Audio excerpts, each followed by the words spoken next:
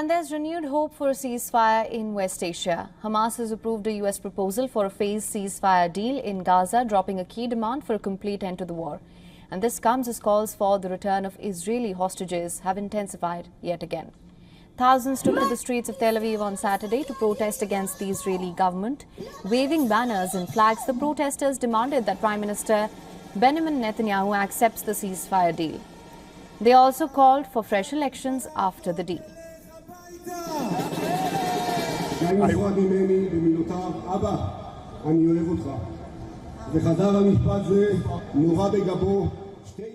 I don't know. I really hope that there will be. This is the right time. The IDF wants an agreement. The Shabak wants an agreement. The Mossad wants an agreement. The people of Israel want an agreement. Everybody wants this agreement. Hamas now wants the agreement. It's everybody wants the agreement. We should have this agreement. We are here to urge this agreement, and we want it to happen now. So we need to get those hostages back.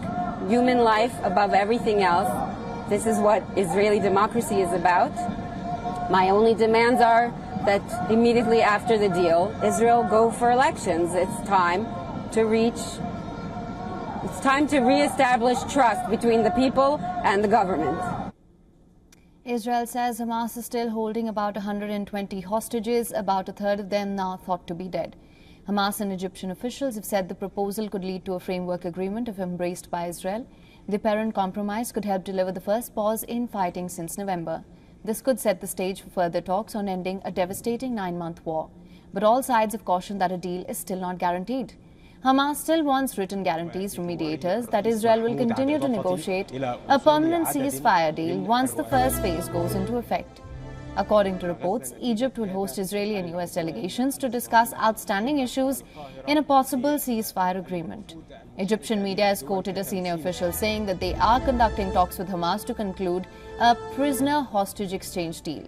Meanwhile, Israeli forces have stepped up military strikes across the enclave.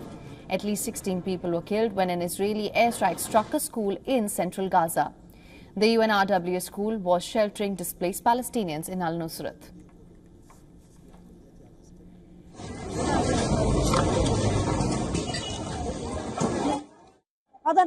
They intend to finish the people before the ceasefire. Yes, we stopped being mindful due to fear. We were sitting in the classroom and all the glass came down on us.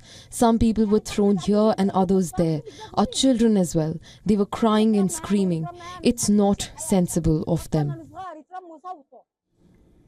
The Israeli military has claimed that militants were operating in structures located in the school area. The IDF said that it targeted gunmen operating in the vicinity after taking precautions to minimize risk to civilians.